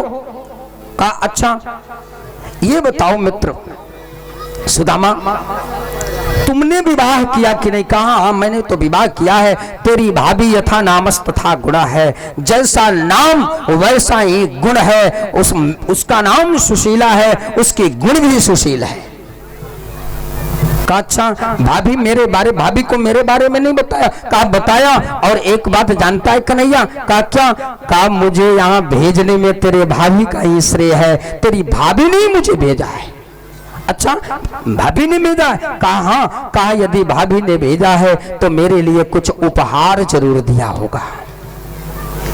तो सुदामा जी ने सोचा कि यदि मैंने यह उपहार दे दिया तो इन बड़े बड़े राजघरानों की महारानियां राजकुमारियां यहाँ पर बैठी हुई हैं, इनके सामने यदि मैंने अपने मित्र को ये तंडुल का कण दिया, चावल का कण दिया, तो मेरी तो छोड़ो, मेरी नाक कट गई उससे कोई चिंता नहीं, मेरी लज्जा जाए उससे कोई चिंता नहीं, मेरे स्वामी की लज्जा नहीं जानी चाहिए, मेरे द्वारिकाधीश की उपहास हो जाएगी। इसलिए कहा नहीं नहीं, छुपा लिया, नहीं नहीं कुछ नहीं दिया। तो कन्हैया झट पकड़ करके और उनके कांख में जो दबी पोटली थी उसको छीन लिया, और छीनने के बाद कन्हैया ने पूछा ये बताओ भाभी ने कुछ मुझसे कहने के लिए कहा भी है।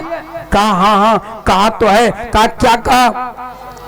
कहा कन्हैया मुझे इसका अर्थ तो नहीं पता, लेकिन बस इतना कहा है, एक माह द्विपाख में एक एकादशी हो। महीने में जो दो पक्ष आते हैं उस एक पक्ष में एक ही एकादशी होती है, लेकिन कान्हा तेरे मित्र गृह नित्य एकादशी होए। एकादशी की उपमा क्यों दिया, क्योंकि एकादशी के दिन उपवास होता है। तो कहा तेरे मित्र के घर में नित्य एकादशी रहती है, अन्न का जो है संयोग नहीं बनता, अन्न का वियोग हो गया है। कन्हैया ने मन में विचार किया और मन से ही मानो कहने लगे कि भाभी, एक माह दुई पाख में एक द्वादशी हो। एक महीने के जो दो पक्ष हैं, एक पक्ष में एक ही द्वादशी होती है जिस दिन चकाचक पाया जाता है। एकादशी का उपवास और चकाचक द्वादशी का राजभोग भोजन। और कन्हैया ने कहा, भाभी तेरे घरन में अब नित्य द्वादशी हो। अब नित्य द्वादशी होगी, घबराने की जरूरत नहीं है। आज इधर इस प्रकार से हास्य उपहास चलता रहा। अच्छा, बहुत लोग कहते हैं ब्राह्मण बड़े लोभी होते हैं। सुदामा जी ने बताओ चना खा लिया, चना नहीं खाया होता तो दरिद्र तो नहीं होते। ऐसा आप कमेंट करते हुए हजारों को सुन लेंगे। जितने तथ्य को नहीं जानते, जो शास्त्रों का अध्ययन नहीं करते, वो यही टिप्पणी करते हैं। आप जानना चाहेंगे सुदामा जी ने चना क्यों खाया? What is reason? आपको बड़ी एक मार्मिक प्रसंग बताता हूं। सुदामा जी ने चना इसलिए नहीं खाया कि लोभ हो गया। सुदामा जी ब्राह्मण ब्रह्मज्ञानी होता है। ब्राह्मण को ब्रह्म ज्ञान विरासत में मिलती है। अब वह अपने ब्रह्म ज्ञान को अपने अकर्म के द्वारा, अपकर्म के द्वारा, अनाचार के द्वारा, अपने दूषित आहार के द्वारा, दूषित व्यवहार के द्वारा, दूषित विचार के द्वारा नष्ट कर दे, वो बात एक अलग है। जैसे आपको अगर मड़ी मिल जाए और उस मड़ी को आप कीचड़ में समेट करके उसको रखो ना, तो उसका क्या कीमत होगा? कोई उसकी कीमत लगा सकता है क्या? वो बेकार मानी जाएगी। लेकिन अगर वही मणि आप अच्छे से प्रक्षालित करके, सुसज्जित करके, कर्म रूपी अष्ट धातु में पिरो करके, सजा करके, बना करके और बढ़िया सुंदर तरीके से धारण करो। अभी आपको डायमंड मिल जाए, डायमंड को आप कीचड़ में लगा लो और उसको लेके घूमो, कोई छुएगा क्या? लेकिन वही यदि अष्टधातु सुवर्ण आदि की मुद्रिका में बनवा करके धारण करो, जिसकी निगाह जाएगी वही आकर्षित हो जाएगा। ब्राह्मणों के पास ब्रह्म ज्ञान रूपी मणि है, ब्रह्मवेत्ता होते हैं। इसीलिए कहा गया कि ब्राह्मण बंदों प्रथम महीश्वर चरणा, मोह जनित संशय सब हरना। एक बार की बात है कि एक माता जी बड़ी ही भगवान की भक्ता थी, लेकिन संयोग बस एक समय ऐसा अकाल पड़ा, ऐसा अकाल पड़ा कि कई वर्षों तक अन्न का एक दाना भी जो है उपज नहीं हुई। इसके प्रभाव से अतिवृष्टि, अनावृष्टि, भूकंप, राष्ट्र विप्लव, दुर्भिक्ष आदि दोष जब आते हैं तो ऐसी व्यवस्थाएं, ऐसे दूषित परिणाम देखने को मिलते हैं। तो आज ठाकुर जी की वो बड़ी भक्त थी, शालिग्राम भगवान का पूजन किया करती थी। संयोग बस कई दिनों से अन्न का एक टुकड़ा भी नहीं मिला था। एक दिन की बात है कि एक किसी दानी पुरुष ने कुछ चना दान कर दिया। उस चने को लेकर के और बूढ़ी माता ने मन में विचार किया, उस भक्ता ने, कि मैं इस चना को अकेले कैसे पालूं। इस चना को मैं ठाकुर जी को कल प्रातः काल स्नान करा के भोग लगाऊंगी और भोग लगा करके और तब मैं प्रसाद पाऊंगी। रात्रि में चना को पोटली में बांध करके अपने पास रख लिया। संयोग बस रात में ही दुर्भिक्ष होने के नाते चोरों ने डेरा डाला। चोर प्रवेश किए घर में बूढ़ी माता के और लगे ढूंढने की कुछ मिल जाए आभूषण आदि। जब कुछ नहीं मिला तो बूढ़ी माता के पास पहुंचे और पूछा कि ये बताओ तुम्हारे वैभव कहाँ रखे हैं, तुम्हारे आभूषण सुवर्ण आदि कहाँ रखे हैं। तो बूढ़ी माता ने झट से चने को उठा लिया, पोटली में बंधा था ना, झट से चने को उठा लिया और चने को जैसे ही उठाया कि तब तक चोरों की निगाह पोटली पर पड़ी। चोरों ने मन में विचार किया, अरे राम राम, इसी में सारा आभूषण रखा है। उन्होंने पोटली को छीना और लेकर के भाग चले। इधर बूढ़ी माता ने आवाज लगाई, लोग दौड़ते हुए आए, तब तक चोर निकल गए। लोग दौड़ा रहे थे, अब भागते हुए ये चोर सांदीपनी जी के आश्रम के बगल से जा रहे थे। तो मन में विचार किया कि अगर सांदीपनी जी के आश्रम में प्रवेश कर जाते हैं तो कोई हमें पकड़ने नहीं आएगा और वहां हिस्सा लगा लेंगे, वहां से भाग जाएंगे। तो आज सांदीपनी जी के आश्रम में गए और वहां एक किनारे बैठ करके और उसको जब खोला पोटली को, उसमें चना देखा तो एकदम झिझक करके छोड़ के वहीं से चले गए। अरे राम राम, हमने चुराया भी तो चना।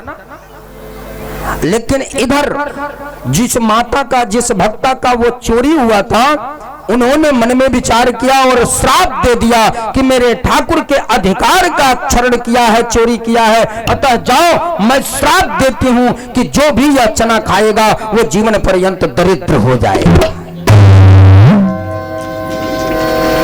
अब प्रातः काल झाड़ू लगाते हुए, आश्रम को बुहारते हुए गुरु माता को जब यह चना मिला तो गुरु आश्रम में कोई संपदा तो होती नहीं थी। शिष्यगण भिक्षाटन करके लाते थे, वहीं भिक्षा के अन्न से, वहीं भिक्षा के जो भी अन्न मिल जाए वहीं शिष्यों को बांट कर गुरु जी अपने भर का लेकर के पाने भर का और बाकी शिष्यों में बांट देते थे, शिष्य पाल लेते थे। यही होता था संपदा।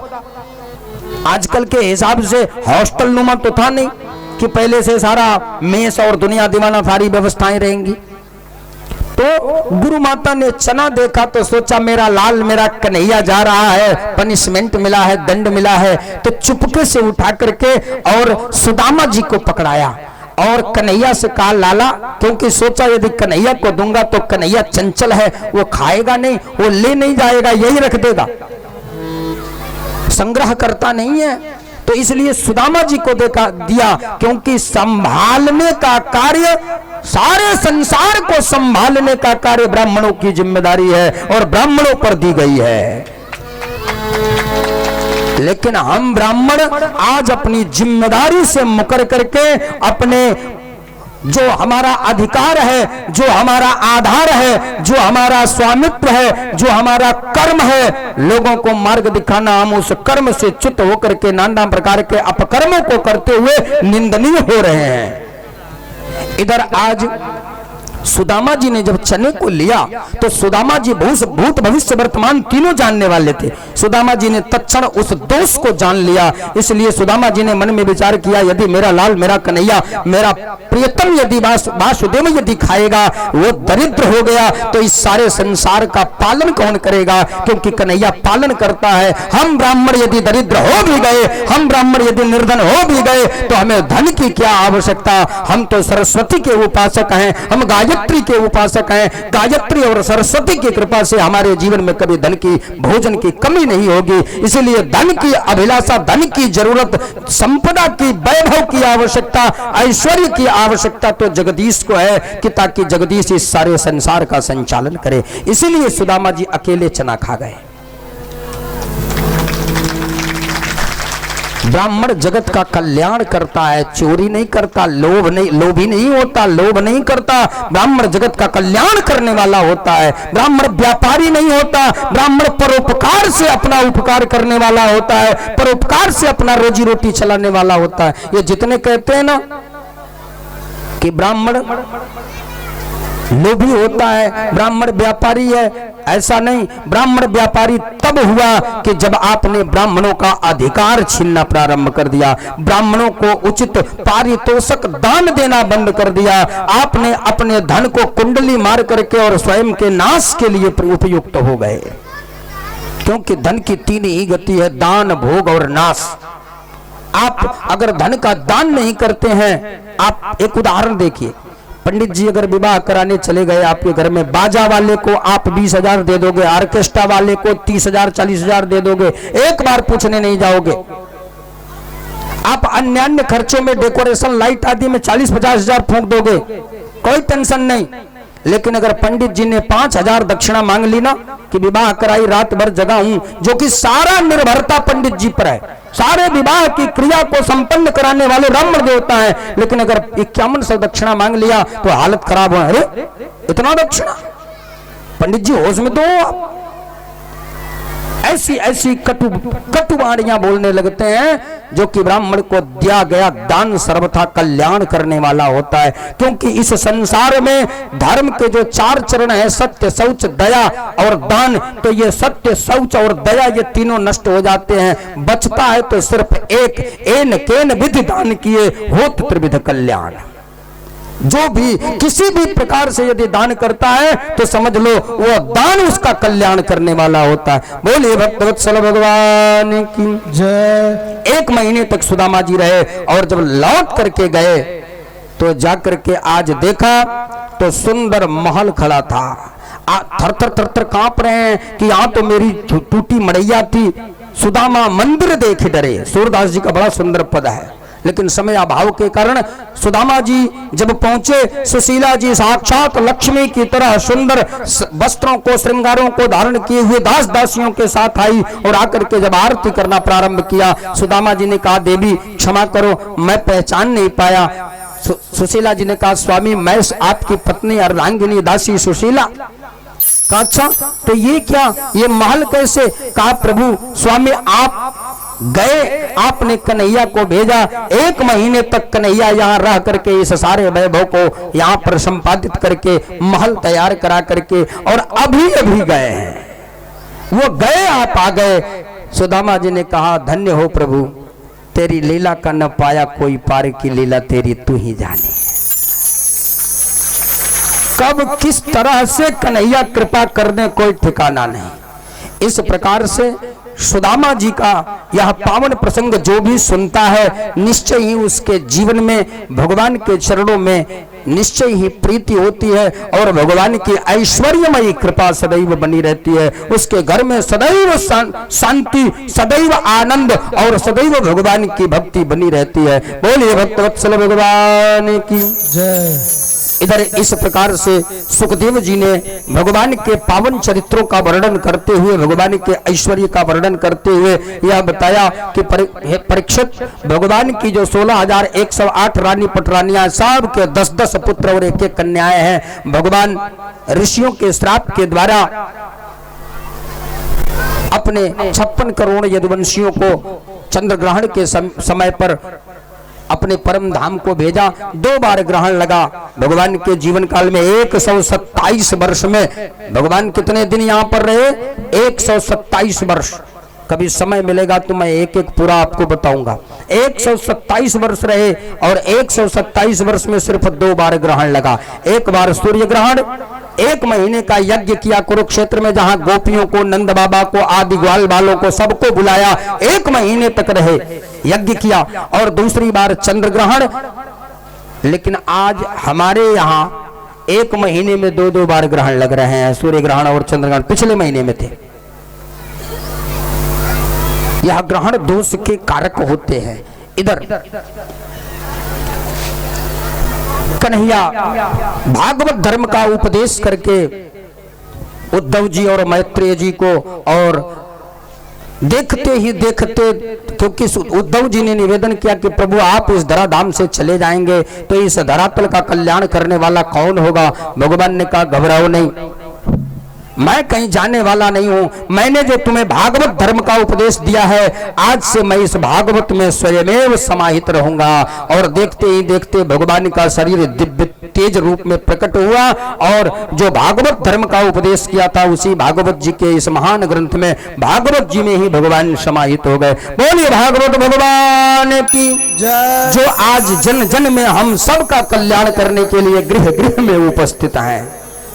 इधर सुखदेव जी महाराज जिस परम मंत्र को बता करके, जिस मंत्र को स्वीकार करके और परीक्षित जी ने मोक्ष पद को प्राप्त किया, वह दिव्य मंत्र आइए हम सब दोहराते हैं। सब लोग बोलेंगे। सुखदेव जी महाराज को विदा करने के बाद परीक्षित जी पद्मासन लगा के बैठ गए, अपने प्राणवायु को ब्रह्मरंध्र में स्थापित किया और सुखदेव जी के द्वारा प्रदत्त हरि मंत्र का स्मरण किया। ओम श्री हरये नमः। ओम श्री हरये नमः। ओम श्री हरये नमः। ओम श्री हरये नमः।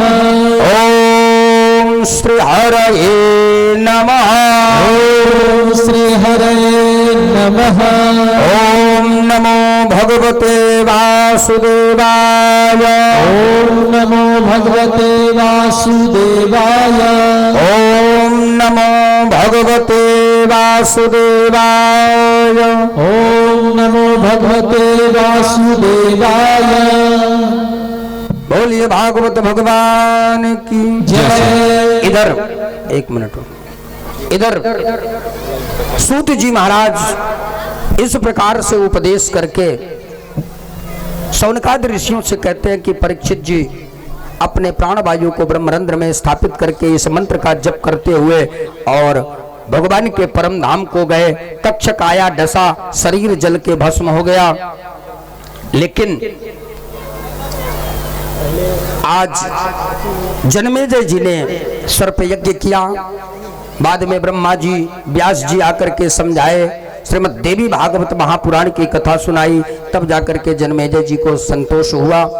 इधर सूत जी महाराज कहते हैं कि हे शौनकादि ऋषियों, भागवत जी का सार तत्व है कि जिस देश में रहो, जिस वेश में रहो, चाहे जहां भी रहो, अहरनिश भगवान का स्मरण करो। जिस देश में रहो, जिस वेश में रहो, राधा रमण राधा रमण राधा रमण कहो। जोर जोर से तालियां बजाइए।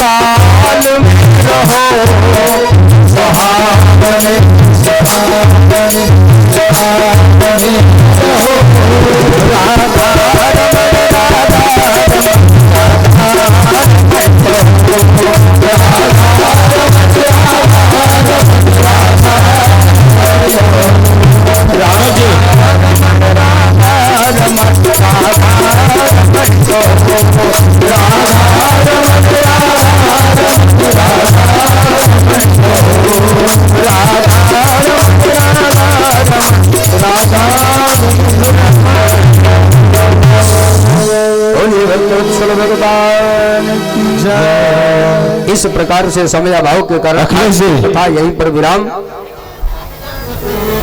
आप समस्त भक्तजन भागवत जन से हम इस व्यास मंच से एक दक्षिणा मांगने का प्रयास करेंगे।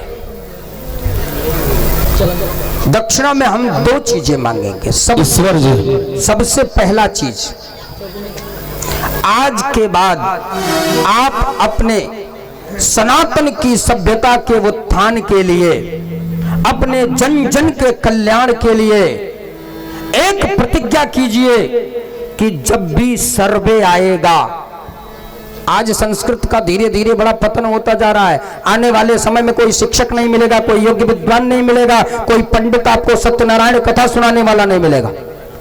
क्यों? गलती हमारी है, क्योंकि हम लोगों ने संस्कृत भाषा को आज तक सर्वे में दिया ही नहीं, जिसके कारण पूरे देश में मात्र केवल 2 लाख लोग हैं जो सर्वे के अनुसार संस्कृत जानने वाले हैं। इसीलिए आप लोग जैसे ही सर्वे आए, सर्वे में सिर्फ एक काम करना है कि मैं संस्कृत जानता हूं, मैं संस्कृत मानता हूं, मैं संस्कृत बोलता हूं।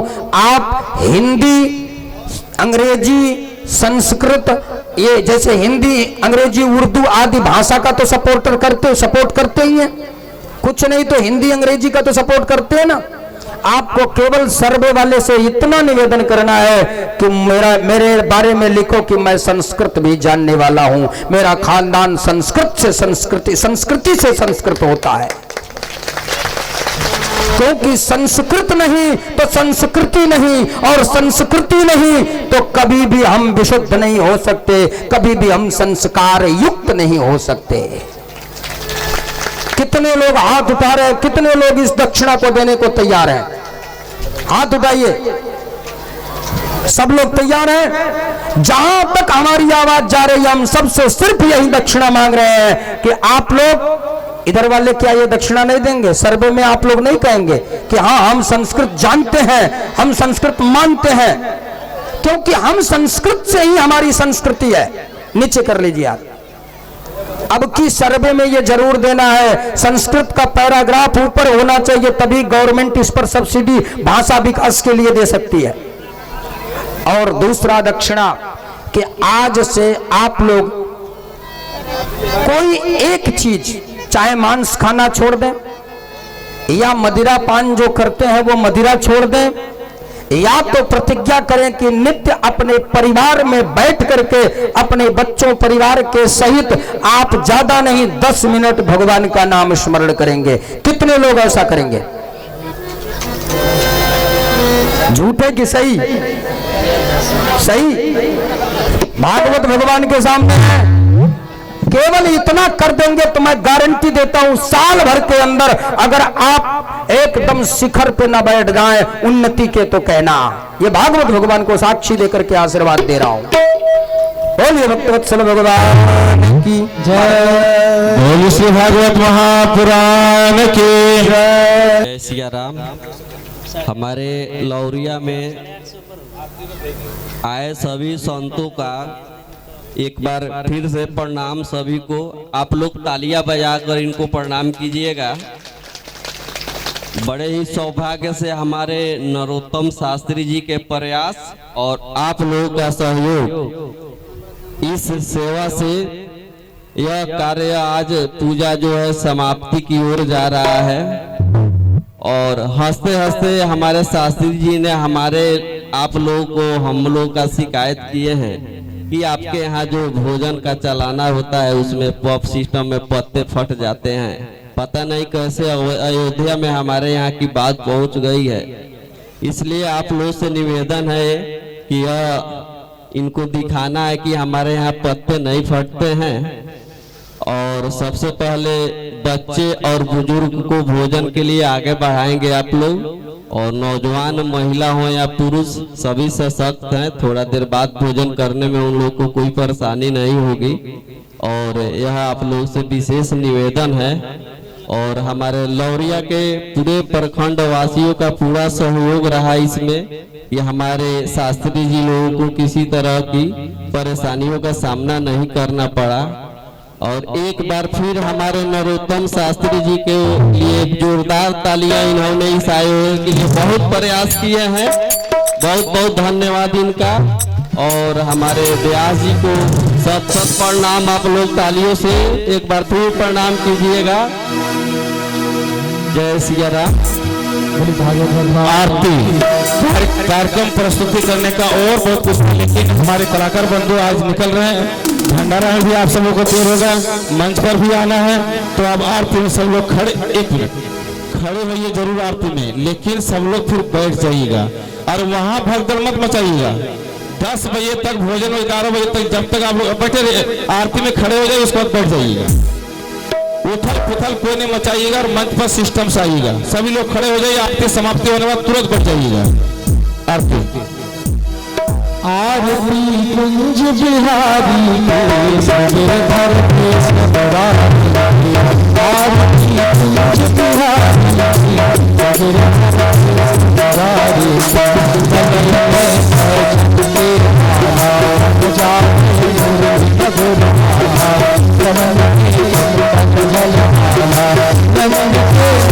श्री आनंद मोहन ब्रिज राधिका रमन बिहारी।